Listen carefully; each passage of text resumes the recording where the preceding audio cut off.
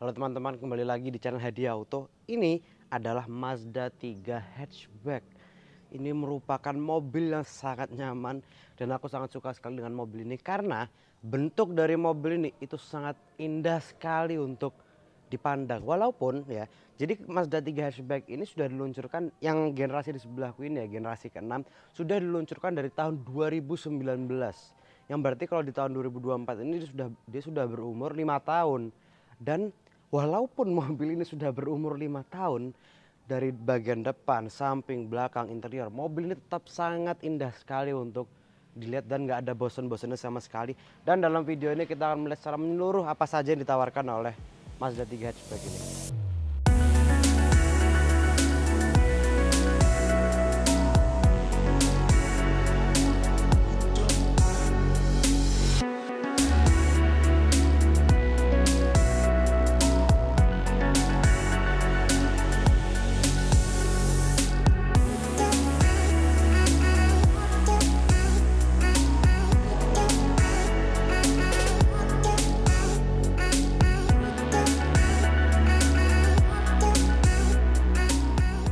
Jadi Mazda 3 itu sebetulnya ada dua tipe. Ada yang Mazda 3 hatchback seperti di sebelahku ini.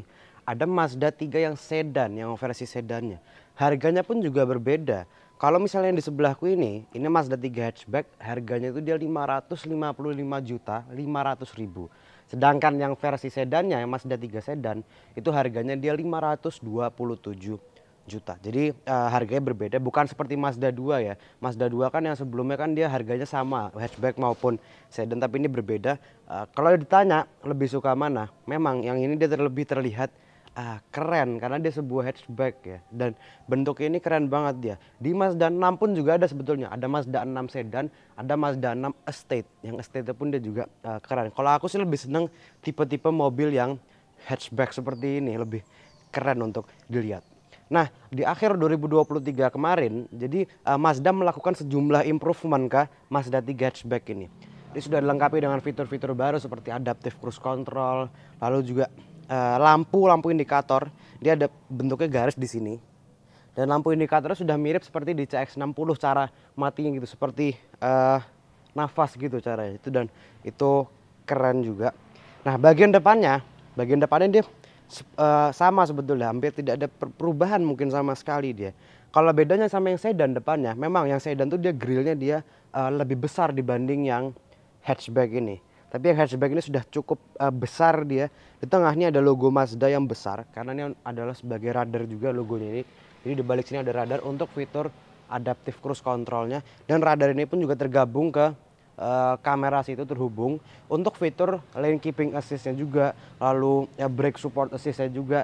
Jadi lane keeping assist itu menjaga supaya mobil tidak keluar dari lajur yang sudah kita pilih. Sedangkan brake assist itu membantu pengereman pada saat diperlukan. Jadi contohnya kalau misalnya ada mobil di depan melakukan emergency braking, ini mobil akan membantu juga melakukan emergency braking jika kita belum mengerem juga.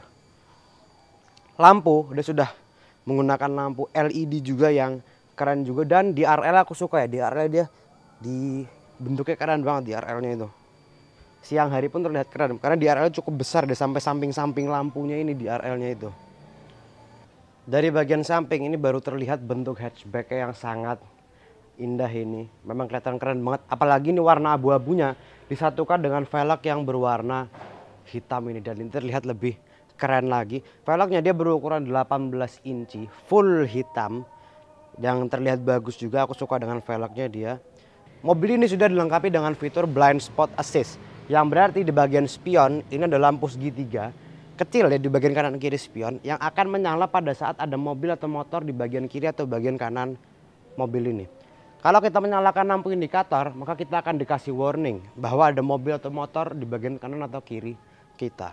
Yang enak juga sih, aku suka banget sama fitur blind spot assist itu. Nah, mobil ini sudah dilengkapi dengan keyless smart key. Jadi kunci seperti ini, ada kotak gede seperti ini. Nah, mobil ini pun juga sudah dilengkapi dengan keyless entry. Jadi mengunci mobil cukup dari sensor di sini saja disentuh ya. Membukanya tinggal kita masukkan tangan kita lagi aja. Nah, suaranya pada saat ngunci, suara beepnya tadi itu bisa kita atur. suara kunci aja bisa diatur ya. Suara kunci bisa diatur, mau kita buat volumenya tinggi, medium atau rendah, bahkan tidak ada suara sama sekali pun juga bisa. Jadi keren juga. Nah, kita lihat bagian belakangnya sekarang. Ini bentuknya pun juga bagus ya. Di sini ada logo Mazda 3, tidak ada tulisan hatchbacknya. Di sini ada logo Skyactiv G. G itu maksudnya adalah gasolin dan Skyactiv itu adalah teknologi mesin dari Mazda. Bagasinya membukanya. Nah, ini sama Mazda dibuat simple ya. Membukanya cukup dari bawah sini saja. Jadi di bawah logo persis ini ada lubang itu, kita masukin tangan kita. Nah, itu ada tombol elektriknya untuk membuka bagasinya. Nah, bagasinya memang dia belum dilengkapi dengan buka tutup elektrik. Sayangnya itu. Ini mobil harganya sudah 550 jutaan. Tapi bagasinya masih belum elektrik, sayang banget itu. Bagasi dia besar, bagasi besar, ditambah lagi kursi tengah masih bisa dilipat sehingga bisa memberi ruang yang lebih besar lagi. Dan dia cukup dalam tapi bagasinya ya. Jadi kalau misalnya kita mau meletakkan barang agak berat gitu ya, pada saat kita mau mengeluarkan barangnya itu kita perlu effort lebih pada saat mengeluarkannya. Karena tebalnya itu ya seginilah ke dalamnya itu tebalnya. Lumayan dia. Sama ada separator juga. Di bawah ini ada 2 buah knalpot dan suaranya pun dia juga cukup sporty. Aku suka dengan suaranya. Suaranya Mazda ya, rata-rata CX-3, Mazda 2, suaranya itu semua sporty. Bentuk lampunya dia ada dua buah seperti ini lampunya. Yang paling kanan ini adalah untuk lampu indikator, yang tengah untuk lampu mundur dan sisanya untuk lampu rem, dan semuanya sudah menggunakan lampu LED. Kita lihat mesinnya. Mobil ini memiliki mesin 2000 cc 4 silinder inline yang menghasilkan tenaga 155 PS dan torsinya 200 Nm. Tenaga dan torsi tersebut disalurkan ke dua roda depan melalui transmisi 6 speed automatic gearbox. 0 sampai 100 km per jam itu tuntas hanya dalam 9,9 detik saja. Luar biasa. Row 2-nya memang dia tidak begitu lega. Tinggiku 179 cm, headroom ya ada sisa mungkin hanya 3 jari aja, tapi legroom dia tidak ada sisa sama sekali kalau untuk aku. Dan ini adalah posisi berkendaraku. Kursiku memang agak mundur sedikit karena nanti aku jelasin kenapanya, karena posisi berkendaranya sangat enak dia soalnya. Tengah ini ada armrest. Nah, armrestnya pun juga sangat empuk dan besar ya, ini di belakang sini ya. Di tengahnya ada 2 cup holder, cuman sayangnya cup holdernya ada di bagian armrest jadi bukan di depan sini ya. Kalau misalnya ada di depan sini itu enak, senderan tangan dia bisa full seperti ini. Tapi kalau misalnya cup holdernya ada di sini itu tangan agak keganggu lah kalau misalnya mau senderan. Tapi itu menurutku ya. Kalau aku lebih suka ada di depan. Tapi ini enak. Interiornya juga warna merah ya. Merahnya juga bagus banget dia. Sebagian kanan sini, nah speakernya dia menggunakan speaker Bose. Jadi sudah pasti suaranya dia enak. Ini adalah soft touch semua di pintunya, soft touch, betul-betul soft touch semua kecuali di bagian bawahnya hard case. Tapi hard case-nya betul-betul yang berkualitas, bukan yang tipis gitu, enggak, ini tebel dia hard case-nya ini. Sama ada aksen chrome di bagian pintunya. Nah, mungkin itu aja bagian belakang. Kita langsung lihat bagian paling depan, karena kalau kita membeli sebuah Mazda sudah pasti kita nyetir, bukan menjadi penumpang.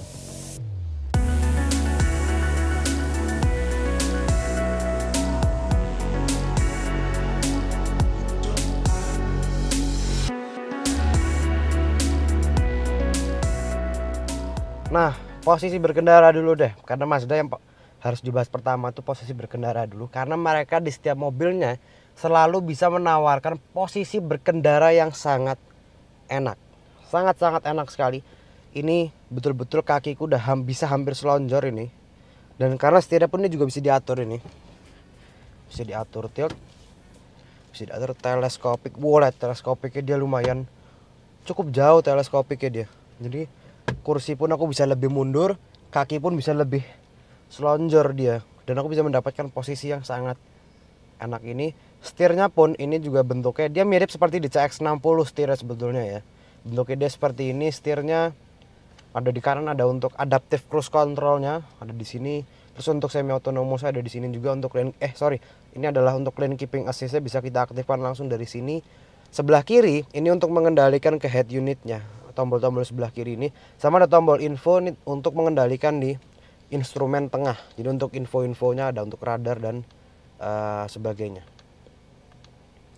Instrumennya sendiri belum full digital tuh, belum, dia masih ada yang analog. Jadi untuk di bagian kanan itu adalah untuk suhu dan bensin kita. Itu di bagian kanan dia masih menggunakan analog. Di sebelah kiri adalah untuk takometernya, dia analog juga. Nah, baru speedometernya di tengah yang dia menggunakan digital. Tapi memang sayangnya ya, tidak ada beberapa pilihan tampilan dia.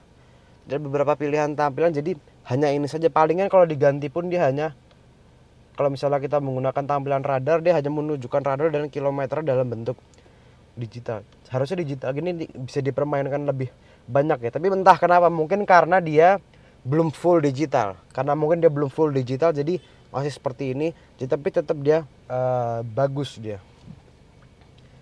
Lalu dia sudah dilengkapi dengan pedal shift yang pasti untuk rasa berkendara yang lebih sporty lagi. Head unitnya dia sudah sama juga seperti di CX-60. Mungkin tidak sebesar di CX-60, tapi sistemnya dia sudah sama persis. Dia sudah menggunakan pengendalian dari tengah sini juga. AC dia sudah digital dan menggunakan dual zone juga dia. Jadi bisa dikendalikan dari sini. Tapi untuk suhu ya dual zone ya, bukan untuk kipasnya. Bisa diatur dan ada tombol sync di sini. Kalau kita tekan suhu driver dan suhu penumpang, dia akan disamakan. Lalu di bagian tengah sini ini ada 2 cup holder dan ada juga wireless charging satu yang besar juga. Jadi nggak perlu takut ukuran kita HP kita kecil apa besar, sudah langsung bisa masuk. Besar banget itu untuk wireless chargingnya. Transmisi dia bentuknya seperti ini ya, sama dia seperti yang lainnya. Kanan untuk ke manual bisa dari sini atau bisa dari pedal shift seperti yang aku bilang. Rem parkir dia sudah elektrik, termasuk dilengkapi juga dengan auto hold. Ya memang ini sudah seperti satu paket deh. Rem elektrik ini, kalau misalnya ada rem elektrik harusnya juga sudah ada auto hold. Ada mode berkendara sport, ya memang hanya sport saja, dan kalau dinyalakan dia ada langsung muncul logo, tulisan sport aja, tidak ada animasi apa-apa sama sekali. Tengah sini ini ada kompartemen dia. Nah, kompartemennya ini tutupnya enaknya ya. Ini bisa diatur maju mundurnya. Nah, bisa sampai paling maju supaya bisa menjadi armrest juga pada saat nyetir, atau bisa dimundurin banget tetap bisa menjadi armrest, sekaligus juga kita bisa ngecas dari sini. Jadi memang dipikirkan semua oleh Mazda. Nah, kabinnya ini aku suka ya. Kabinnya dia menggunakan interior warna merah. Merahnya sangat cocok sekali, hitam dan merah, dan luarnya dia warna abu-abu. Itu pun dia bagus juga. Kaca spion di sini ini sudah menggunakan frameless juga. Dia dilengkapi dengan sunroof yang kecil juga dan bisa dibuka dari sini. Nah, jadi kalau misalnya pagi-pagi gini cuaca lagi enak mau berjemur, ini bisa kita buka sunroofnya langsung, atau enggak dari kacanya pun juga bisa. Dan ini masih bisa ditutup lagi menggunakan tutup seperti ini. Mungkin itu aja di bagian dalamnya ini. Oh ya, head unitnya ini juga sudah lengkap. Dia sudah dilengkapi dengan Apple CarPlay dan Android Auto, sudah dilengkapi dengan sistem navigasi dan Bluetooth juga. Fitur-fitur ya dia sudah ada. Ini kita lihat. Dia sudah ada driver assistance system, ada Mazda Cruising and Traffic Support. Lalu selanjutnya adalah collision avoidance. Collision avoidance-nya ada lane keep assist dan juga ada smart brake support. Dan ada untuk alert timingnya. Jadi kalau misalnya di depan sudah melakukan emergency braking gitu, itu kita bakal dikasih warning dulu, dan sampai kalau kita tidak tetap merespon, itu dia akan langsung mengerem sendiri. Nah, sekarang kita akan coba seberapa asyik sih Mazda 3 hatchback ini dipakai berkendara dengan mesin yang bertenaga juga, interior yang mewah, bentuk yang keren. Let's go.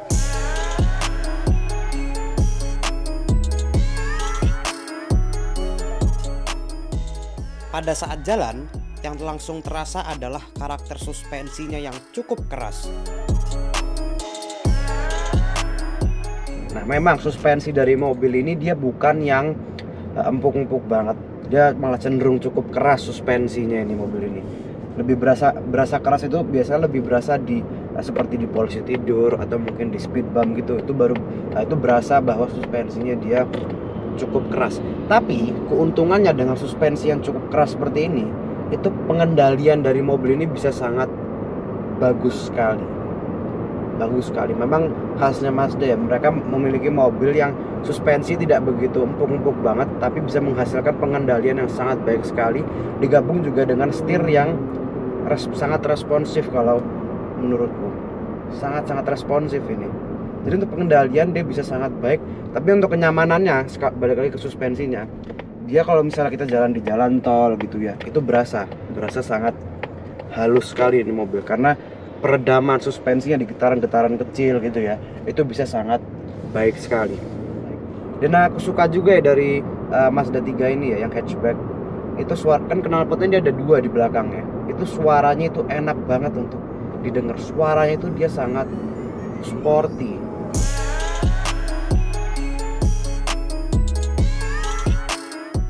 Berapakah konsumsi bahan bakar dari mobil ini? Nah, untuk keiritannya, nah ini juga hal yang menakjubkan ya. Untuk rute dalam kota dengan kecepatan rata-rata 22 km per jam, mobil ini bisa mencatat 11,5 sampai dengan 12 km per liter. Sedangkan untuk rute tol dengan kecepatan rata-rata 90 km per jam, mobil ini bisa mencatat 20 sampai dengan 20,5 km per liter. Wow, itu berarti dia sudah keiritannya bisa hampir menyetarai LCGC atau low cost green car seperti Toyota Agya atau Honda Brio yang cc-nya mereka itu di bawah 1500, hanya 1200-an, dan mobil ini cc-nya dia 2000. Nah, tentu aja itu kan bisa mencapai keiritan seperti itu kan juga dibantu oleh sistem iStop-nya atau auto start stop lah ya. Mazda menyebutnya iStop. Jadi setiap mobil ini berhenti, itu mesinnya dia akan mati dan masuk ke mode standby. Tapi lainnya tetap nyala ya, seperti instrumen, AC, dia tetap nyala semua, hanya mesinnya aja yang mati dan masuk ke mode standby. Dia akan mati selama beberapa detik atau mungkin 1 menit, lalu dia akan nyala lagi. Tapi kalau misalnya kita berhenti hanya sebentar gitu ya, pada saat mesinnya mati, kita gas lagi, dia akan nyala lagi mesinnya langsung. Tapi kalau misalnya dia sudah digabung seperti di CX-60, dia sudah digabung oleh sistem mild hybrid seperti di CX-60, itu aku yakin banget ini bisa lebih irit dibanding sekarang kalau sudah ada sistem mild hybrid. Mungkin Mazda 3 selanjutnya kali ini sudah ada, dan sistem iStop-nya itu bisa kita aktifkan dan nonaktifkan dari tombol di sebelah kanan.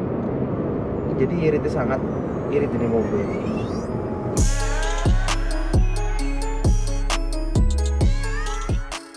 Mobil ini juga memiliki sejumlah kekurangan. Nah, jadi ada 2 kekurangan yang aku temukan di Mazda 3 hatchback ini. Yang pertama, mobil ini untuk bagasinya itu dia masih belum menggunakan elektrik. Jadi membuka tutupnya dia masih manual, belum elektrik. Menurutku ya, untuk mobil yang harga sudah menyentuh 550 juta ke atas atau mungkin 500 juta ke atas lah ya, itu seharusnya dia sudah dilengkapi dengan bagasi elektrik, karena mobil yang harganya saja di bawah 500 juta itu sudah ada bagasinya yang elektrik. Itu mungkin itu yang bagian bagasi, tapi nggak apa-apa, tetap menggunakan manual pun juga sudah cukup menggunakan power. Terus yang kedua itu untuk ganti mode berkendaranya, bukan mode berkendaranya ya, tapi pada saat kita ganti mode sport seperti ini, itu dia hanya ada tulisan sport saja yang keluar, tidak ada animasi atau apa. Mungkin kalau menurutku ya harusnya seperti ada, misalnya pada saat kita ganti gitu ya, itu mungkin yang tengah ini kan dia udah digital gitu instrumennya, harusnya dia berubah menjadi warna merah gitu, ada aksen merahnya atau apa, setidaknya ada perubahan gitu ya, biar kelihatan lebih sporty lagi. Tapi di sini enggak, di sini hanya tulisan sport aja yang menyala di bagian bawah. Di balik kekurangan tersebut, mobil ini memiliki keasikan berkendara yang sangat luar biasa.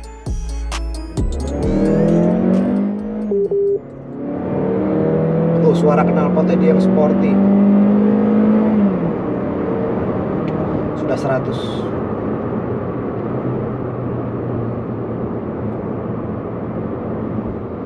Suara knalpotnya itu dia emang sporty, ada 2 lagi dia. Responnya juga cepat dia, karena memang aku suka dengan transmisi Mazda ini ya. Mereka memang bukan transmisi dual clutch, tapi feel dari perpindahan giginya, kehalusannya itu tuh bisa mirip sekali seperti transmisi dual clutch atau transmisi kopling ganda. Cepat responnya.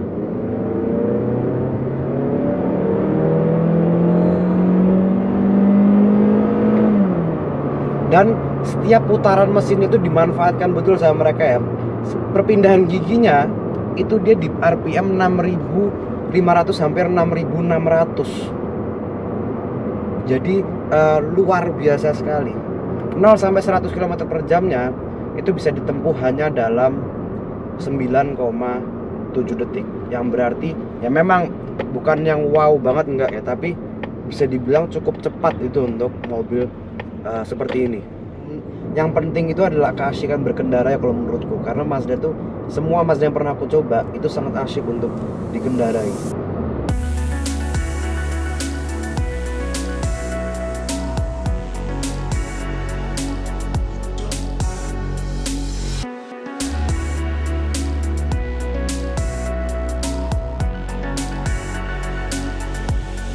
Nah, mungkin begitu reviewku mengenai Mazda 3 hatchback ini. Aku ingin berterima kasih kepada Mazda Indonesia yang sudah meminjamkan aku unit ini selama beberapa hari untuk aku review secara lengkap.